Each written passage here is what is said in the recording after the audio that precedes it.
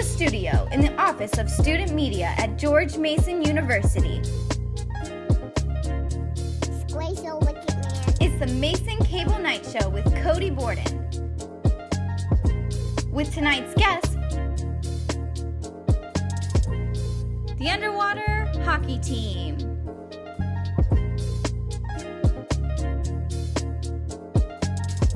Here's your host, Cody Borden.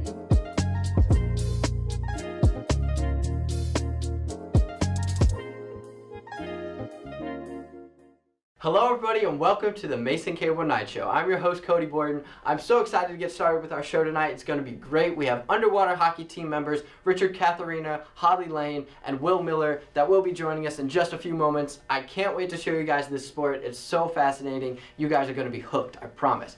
Don't go anywhere. We'll be right back after this. ROMIO. All right.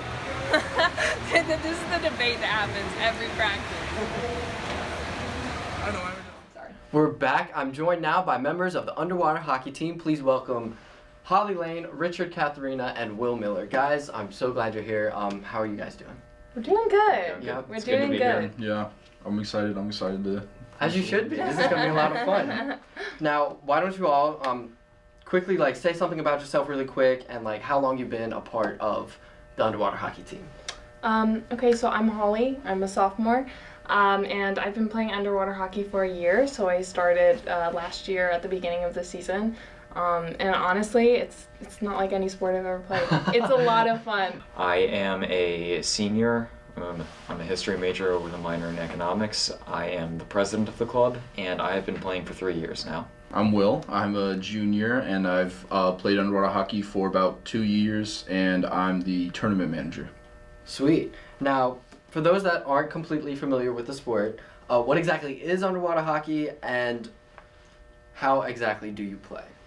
So basically underwater hockey is like hockey, but on the bottom of a pool. And the logistics of that are sort of like snorkeling. You have snorkeling equipment, you have fins and all that, and you swim to the bottom of the pool, and we have a weighted puck, and you push it around with a stick that looks kind of like this. You brought all your equipment with you. I did, this yeah. Is the it's very heavy. It's really heavy because it has to stay at the bottom, yes. You know? But I mean, it moves. It moves more than you would expect, you know, because you learn ways to flick it with the stick so that it can, it's not just moving a couple inches at a time, you know. Some more experienced players can really make it fly, which is really cool. And you swim around and you try and make a goal. Basically, it's super team-oriented because you can only hold your breath for so long. You're at the bottom of the pool.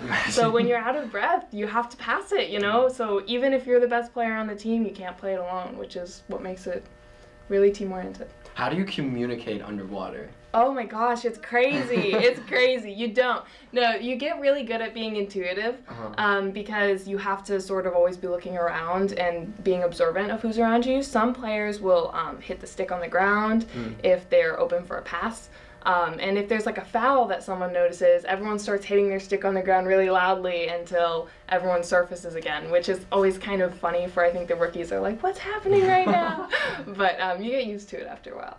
Now, your website says that the GMU Club is one of about 10 university programs in the United States. So when did underwater hockey come to Mason, and who were the people that established it?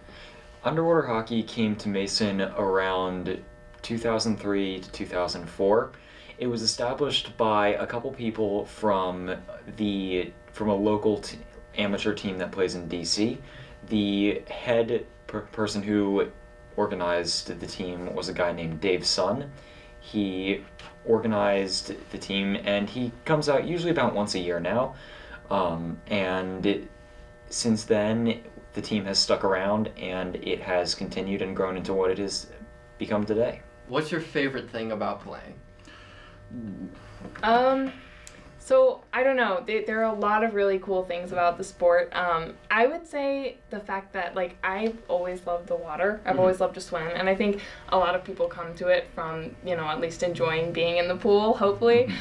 So for me, it's the fact that it's really cool to play a water sport where I don't just have to swim laps. You know, that was what got me into it to begin with, because I was like, I want to be in the water but swimming laps is so boring.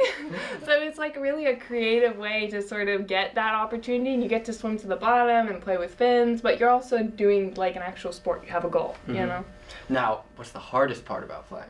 Oh, the hardest part. I would say, I think building the lungs, or just sort of getting used to that, Like, I remember the first time I went under, I didn't even make it to the bottom. And it's not because you don't have the lungs, it's because your brain is like, oh my gosh, I'm out of breath. You know what I mean? Because you're not used to it. Yeah. So definitely I think getting used to that feeling and sort of learning how to hold your breath while playing a sport. There's a steep learning curve at the beginning when you start off as a rookie. I can remember my first month or two were pretty brutal. But I stuck with it, and here I am. So yeah, I can imagine. Just like watching you guys like go down so deep and then staying down there for as long as you did, it was just making me itch. I was like, oh my goodness. It's a really pressure-free environment though, which is nice. We try and keep that, like, make that really clear. Like, if you're not comfortable staying at the bottom, you can stay to the side, you can watch more, and sort of just find a place where you feel safe. But it looked so fun at the same time. Like, you guys were actually having so much fun at the bottom of the pool. It's crazy. Yeah. Talk about your team. How many people are actually a member of the underwater hockey team? Right now we have 14 players, and of those players, they are 10 men and 4 women. We have a collection. It's primarily undergrad students, but we also do have one grad student on the team.